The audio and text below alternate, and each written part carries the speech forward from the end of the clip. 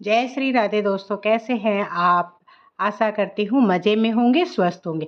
आज भानुमति की बगिया में है ना समी का पौधा है, जो कि हिंदू धर्म में बहुत ही सर्वश्रेष्ठ पौधा बताया गया है। ऐसे कहते हैं कि इसके पत्तों को तोड़कर आप दुर्गा जी को और गणेश जी को और शिव जी को चढ़ाते हैं तो उससे धन धान्य की वृद्धि होती है, रोगों का नाश होता है। और इस पेड़ को स्पेशली बताया गया है कि ये शनि देव का पेड़ है। इसके नीचे आप तिल का तेल का दीपक जलाते हैं, उससे भी शनि के दुष्परिणामों से बचा जा सकता है।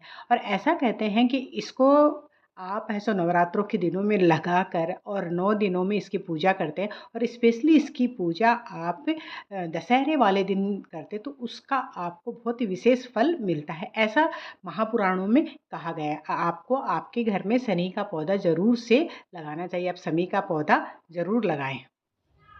दूसरा पौधा आता है जेड प्लांट का।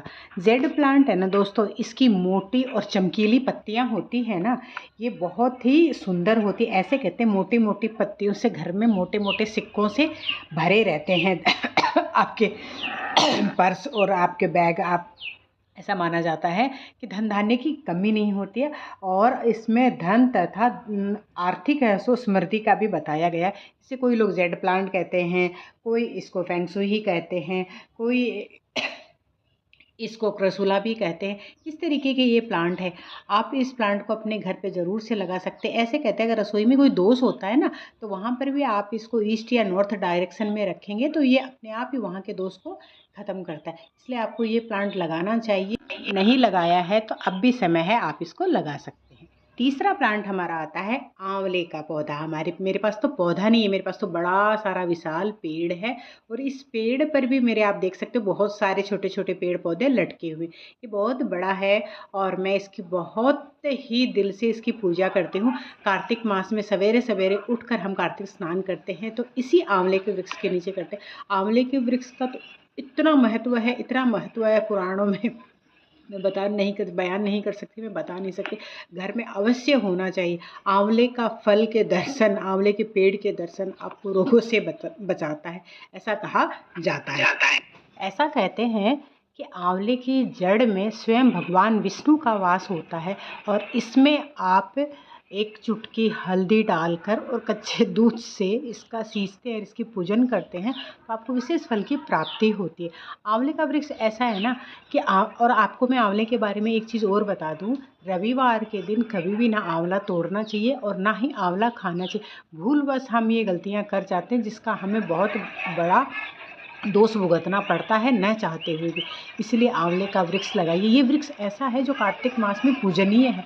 जब भी मैं आपको कह रही हूँ, अगर आपने ये वृक्ष अभी तक नहीं लगाए हैं ना तो आप लगा सकते हैं। देखो कितनी चिड़ियाएँ चहचहा रही है हमारे आंवले के वृक्ष के ऊपर। और भी बहुत सारे ऐसे पौधे हैं जो मैंने अपने घर में लगा के और बहुत अच्छा लगता है। आप भी लगाइए और इसके फल देखिए, आपको खुद पता चलेगा। और चौथा पौधा आता है ना, वो है बेलपत्र का। बेलपत्र का भी मैं पौधा नहीं बोलूँगी, कारण कि ये तो बहुत बड़ा पेड़ है। हमारे घर पे बहुत बड़ा पेड़ है इसमें, और आंवले के इसमें बेल के जो फल होते हैं ना वो भी आते हैं, और कोई 3 पत्तियां वाला और कोई 4 पत्तियां वाला। ऐसे कहते हैं कि ये खुद है सो ब्रह्मा जी के आंसुओं से बना हुआ है, और इसमें है सो 36 करोड़ देवी देवताओं का वास होता है। इसके नीचे सांझ के वक्त आपको एक देसी घी का दीपक जलाना है और इसकी पूजा नियमित रूप से करनी है। आप कभी भी बेलपत्र तोड़ने जाए ना तो आपको जितने पत्ते चाहिए उतना ही तोड़े। हम अनजाने में ही गलती करते हैं और एक बड़ी बड़ी इसकी डालियाँ तोड़कर ले आते हैं, जिससे हमें हम बहुत सारे पाप का भागी बनते हैं। हमें इन सब चीज़ों से बचना चाहिए। और 5वां जो पौधा है ना मेरा, ये है श्वेत आँख का पौधा। और मैंने ये श्वेत आँख का पौधा जो मेरा बेलपत्री का पौधा है ना उसके साथ लगा रखा है। श्वेत आँख और बेलपत्र को साथ लगाने का भी विशेष महत्व बताया गया है।